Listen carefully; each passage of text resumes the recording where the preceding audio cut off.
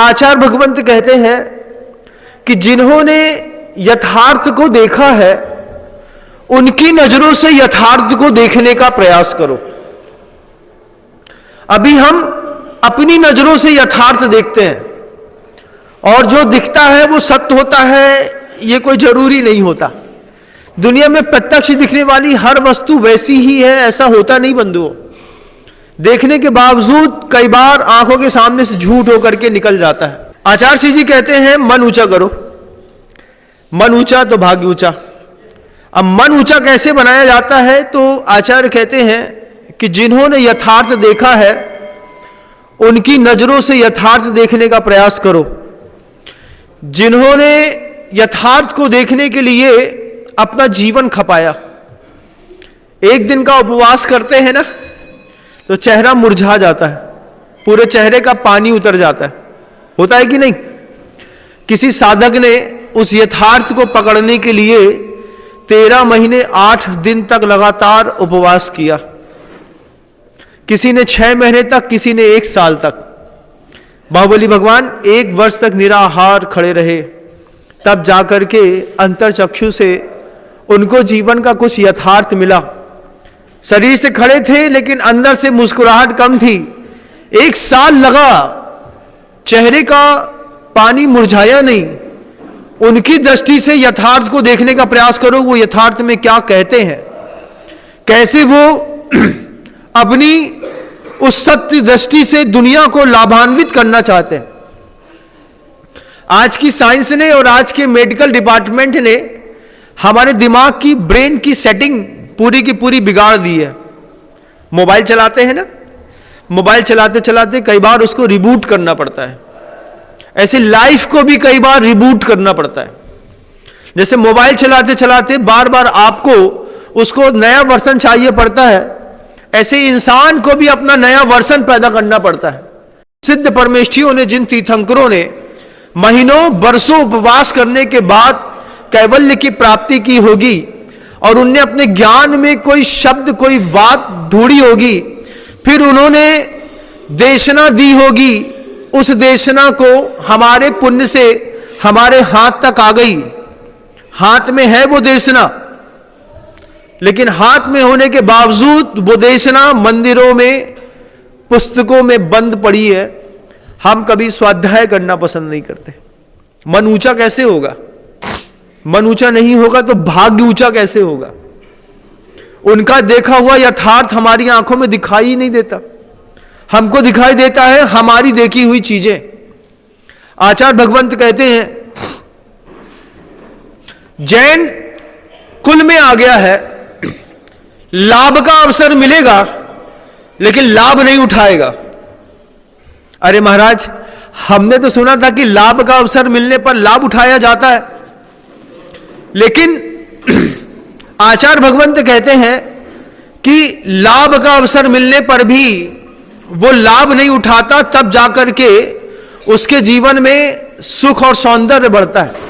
लाभ का अवसर मिलने के बाद भी जो लाभ नहीं उठाता है उसको व्रती कहते हैं बंधु। आचार्य भगवंत कहते हैं पाप करने के 100 रास्ते हैं, पुण्य करने के 2 रास्ते हैं, सिर्फ 2।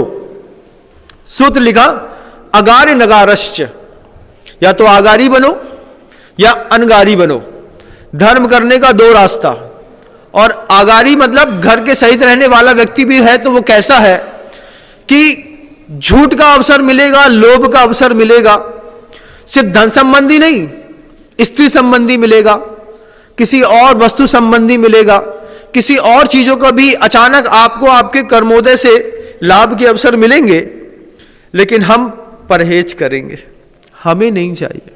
सुदर्शन सेठ को देखो, रानी ने घर के अंदर, कमरे के अंदर बुला करके बोलती है मेरे साथ भोग करो, मेरे साथ भोग करो, तुम जो मांगोगे वो दूंगी।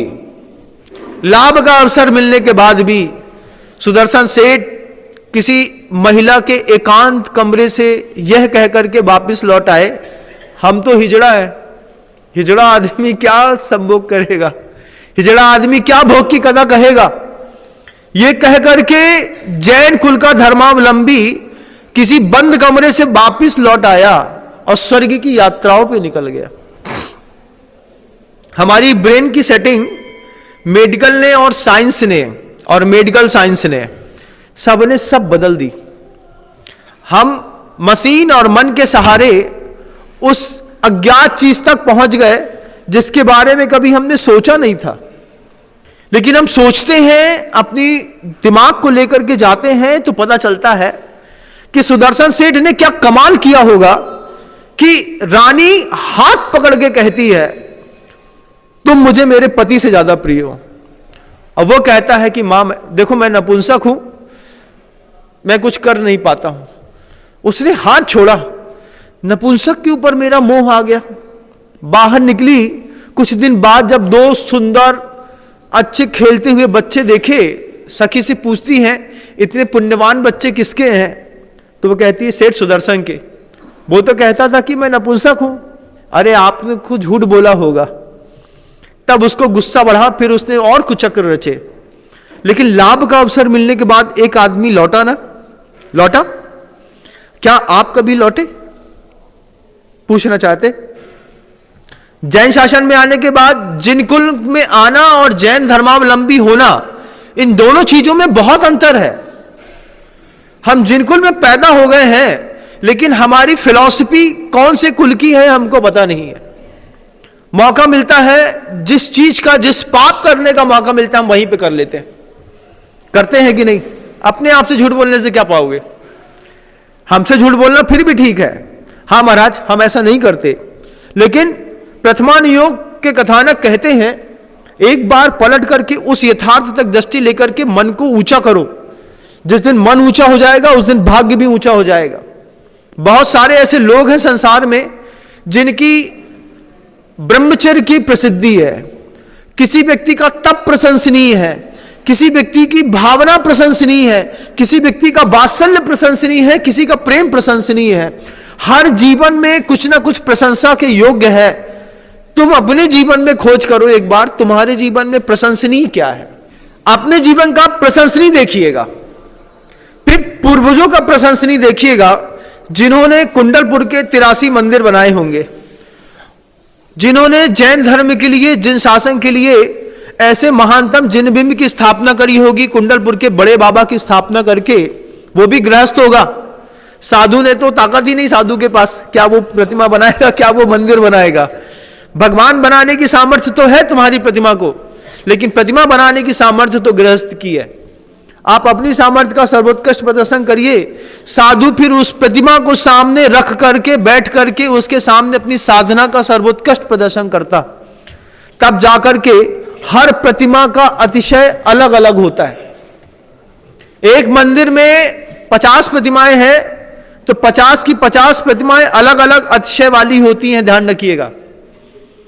आदिनाथ भगवान पूरी दुनिया में हर मंदिरों में बैठे हैं, लेकिन कौन से मंदिर के आदिनाथ भगवान की पूजा करने पर विशेष इष्ट की लाभ की प्राप्ति होती है, यह आपको दिखाई नहीं देता। कौन सी प्रतिमा का पुण्यार्जक कितना पुण्यवान होगा, व्रती होगा, निर्लोभी होगा, मायाचारी से रहित होगा। ऐसा कौन सा श्रावक होगा जिसने अपने गृहस्थ जीवन स्वीकार करने के बाद कभी भी बाहर के अब्रह्म का सेवन नहीं किया होगा। ऐसा कौन सा श्रावक होगा जिसने अपने व्यवसायिक केंद्रों में नीति और न्याय पूर्वक धन का उपार्जन किया होगा। ऐसा कौन सा वो सौधर्मिंद्र होगा जो यहां पर बना होगा, जिसने कहा होगा कि मैंने हिंसा, झूठ, चोरी, कुशील और परिग्रह, इस अभिमान, इस पाप से मुक्त होकर के भी धन का उपार्जन व्यवस्थित तरीके से किया है। ऐसे नीति और नियम को पालने वाले कैसे कैसे वो गृहस्थ होंगे। गृहस्थ का भी अतिशय होता है। आपको लगता है सिर्फ प्रतिमा का या साधु के पास अतिशय होता है, तो नहीं, गृहस्थ का भी अतिशय होता है बंधुओं। विजय सेठ और विजया सेठानी को देखिएगा। साधु रोगी थे, वर्षों से उनका रोग दूर नहीं हो रहा था। एक गृहस्थ ने अपनी साधना का परचम लहराया, साधु का परगाहन करके रोगी साधु को घर के अंदर खड़ा किया। खड़ा करने के बाद उन दोनों के ब्रह्मचर्य की ऐसी जय जयकार थी, जब दोनों ने मिल करके, पति के बगल से पत्नी खड़ी है और ब्रह्मचारिणी है दोनों, और खड़े होकर के हे स्वामी, मन शुद्धि, वचन शुद्धि, काय शुद्धि, आहार जल शुद्ध है, आप लीजिए ना। देने से ऊपर का चंदोबा सफेद हो गया और महाराज रोग मुक्त हो गए। ये महाराज की साधना का चमत्कार नहीं है, ये आप जैसे गृहस्थों की साधना का चमत्कार। कुछ लोग हैं देवशास्त्र गुरु के साथ जीना सौभाग्य समझते हैं, कुछ लोग हैं बोलियां लेकर के खुश होते हैं, कुछ लोग बोलियां नहीं लेकर के खुश होते हैं। कुछ लोग बोलियां लेकर खुश होते हैं, अच्छा मौका मिला, सौधर्मिंद बनने के कब से सोच रहा था, कब से पैसा कमा रहा था, आज मौका मिला, लगाया दम, बने सौधर्मेंद्र। और एक आदमी पीछे बैठा रहता है, वो भी एक सोचता है अच्छो भाव जैसा फंस गए, अपन तो बच गए। ऐसा भी लोग सोचते हैं। जो लोग ये सोचते हैं कि वो फंस गया और ये बच गया, वो बेचारा कहां जाएगा। जबकि पुरुषार्थ क्या कहता है, पुण्य कहता है, पुरुषार्थ कहता है कि अपनी जम सकई तम की रही। आचार्य कहते हैं मैंने बहुत कुछ कहा है, दान के बारे में, क्षमा के बारे में, त्याग के बारे में, साधना के बारे में, शील के बारे में, ब्रह्मचर्य के बारे में, हिंसा के बारे में, अहिंसा के बारे में आचार्यों ने कितना कहा, कितने सारे शब्द कहे।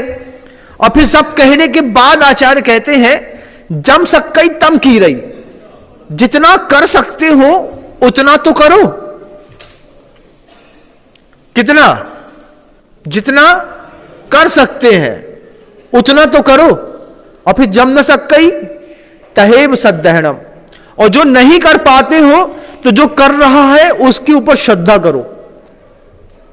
जिसने कर दिया, जिसने जिनबिंब ले लिए, जिन्होंने वेदियां ले ली, जिन्होंने पांडुशिला ले ली, चांदी के बर्तन स्वीकार कर लिए कि मेरे निमित्त से, मेरे न्यायोपार्जित धन के निमित्त से अगर मान लो मंदिर के अंदर कोई सम्यक दर्शन की प्राप्ति कर रहा है, मेरा पुरुषार्थ सफल हो गया। मेरे धन के निमित्त से अगर एक जिनबिंब स्थापित हो गया, गुरुओं ने सही समय पर, सही मुहूर्त पर अगर उस बिंब की स्थापना कर दी, अश्चर्यकारी जिनबिंब स्थापित हुए, किसी को सम्यक दर्शन की प्राप्ति हुई, मेरा पुरुषार्थ सफल हो गया। इसके लिए जम सकई तम की रही, जितना कर सकते हैं उतना तो करेंगे महाराज। तुम्हारे जीवन में कुछ सौंदर्य बहुत जबरदस्त है। सबसे पहला सौंदर्य है, आचार्य कहते हैं तुम्हारे ऊपर तुम्हारे पुण्य का बड़ा उपकार है। पुण्य का उपकार क्या है महाराज? आचार्य कहते हैं पुण्य का उपकार है कि निगोद से वनस्पति कायिक 2 इंद्री 3 इंद्री 4 इंद्री से होते हुए संगी पंचेंद्री में भी मनुष्य बनना, ये तुम्हारे पुण्य का उपकार है। तुम्हारी पूर्वजनों की साधना है, तुम्हारी मेहनत है। अपनी मेहनत को पानी में मत डालो। खुद मेहनत करी है तुमने, तब जाकर के जिनकुल मिला है। किसी हरी दुकान वाले के घर में पैदा हो गए होते, सुबह सुबह दूध न मिलकर के खून मिल रहा होता। किसी भंगी के यहां या किसी दूसरी जगह पैदा हुए होते तो सुअर बगल में सो रहा होता। किसी और घरों में पैदा हुए होते संगी पंचेंद्री मनुष्य बनने के बाद, तो सोचो कैसी प्रतिकूल परिस्थितियां होती। अपने पुण्य की प्रशंसा करो। जिन्हें भगवान के मंदिर में जाओ, भगवान को देखो, अपने आप का गौरव महसूस करो कि भगवान कैसा तेज पुण्य है, आपके दर्शन मिल गए, मंदिर मिल गया, रोमांच खड़ा करो। ठंडी के दिनों में जब ठंडा पानी हाथ शरीर में लगाते हैं, जैसे एक एक रोम खड़ा हो जाता है, ऐसे अपने शरीर का एक एक रोम खड़ा करके भगवान के सामने खड़े करके बोलो क्या सौभाग्य था मेरा, मेरे पुण्य ने मेरे ऊपर उपकार किया, मेरी मेहनत थी भगवान, जिन्हें भगवान की बेदी के सामने आके खड़ा हो गया मैं। कि तुम्हारे पुण्य का उपकार है, तुम्हारी खुद की मेहनत है। अचानक कोई जैन कुल में पैदा नहीं हो जाता, इसके लिए पुण्य चाहिए पड़ता है। पुण्य का उपकार कैसा गजब का था कि पहले दिन से तुम्हारा पुण्य तुम्हारे पल्ले में साथ देने लगा। पुण्य के उपकार के कारण मंदिर के अंदर खड़े हो, प्रवचन सुन रहे हो। पुण्य का उपकार है, साथ ही साथ परिवार का उपकार है। परिवार का उपकार है, जिस मां के गर्भ में आए उस मां ने तुमको बचा लिया। मार डालती पेट के अंदर तो समझ में आ जाता। हम हमेशा कहते हैं हर प्रतिमा का अपना अतिशय होता है और हर गृहस्थ का भी अतिशय होता है। साधु का अतिशय होता है, साधु को बनाने वाले आचार्यों का अतिशय और आशीर्वाद भी अतिशयकारी होता है। बहुत सारे अतिशयों की संयोजना एक साथ बैठाना, बैठ करके धर्म ध्यान करना, अपने पुण्य के उपकार को स्वीकार कर लेना, परमात्मा के उपकार को स्वीकार कर लेना, परिवार के उपकार को स्वीकार कर लेना अपने पुरुषार्थ के उपकार को स्वीकार कर लेना, लाभ का अवसर मिलने पर सही कार्यों में लाभ उठा लेना और पाप के कार्यों में लाभ का अवसर मिलने पर हाथ का संकोच कर लेना, ये जैन शासन की सबसे बड़ी विशेषता रही। कुंडलपुर के बड़े बाबा के मंदिर के बगल से करीब 250-300 एकड़ की जमीन कुंडलपुर के बड़े बाबा को लोग देके गए। जबलपुर तक में जमीन कुंडलपुर के बड़े बाबा के नाम पे दान पे लिखी हुई है, हमारी जमीन है लेकिन हम कुंडलपुर के बड़े बाबा को दान देके जा रहे हैं। इसको अर्घ कहते हैं। अर्घ का मतलब बहुमूल्य द्रव्य होता है। ये जो आप 8 द्रव्य को मिला के अर्घ चढ़ाते हैं ना, इसको अर्घ नहीं कहते। अर्घ कहते हैं प्रतिदिन पूजा के बाद अपने जीवन का कुछ बहुमूल्य चढ़ाना पड़ता है प्रतिमा के सामने। लोग सोना चढ़ा जाते हैं, कोई मनोवती रहती है तो वो गजमोती चढ़ाने का नियम ले लेती है, कोई हीरा चढ़ाने का नियम ले लेते हैं। ऐसे अर्घ चढ़ाया जाता है। अंतिम समय में आपने ये जितनी भी गति अपने जीवन में इकट्ठी करके रखी है, इसको गंतव्य तक सुरक्षित रखना पड़ता है। कुंडलपुर के बड़े बाबा लोगों के धन को अंतिम स्थान तक पहुंचाने में निमित्त बने। अपनी जम सक्कई तम की रही, सबके लिए दिमाग में ये बात रख लेनी है, जो मुझे बाहर सुन रहे हैं उनके लिए भी, कि जितना कर सकते हैं उतना तो करेंगे, फिर जो नहीं कर सकते हैं उसके लिए श्रद्धा करेंगे, अनुमोदना करेंगे, उसकी प्रशंसा करेंगे। मन को ऊंचा करोगे तो भाग्य ऊंचा बनेगा।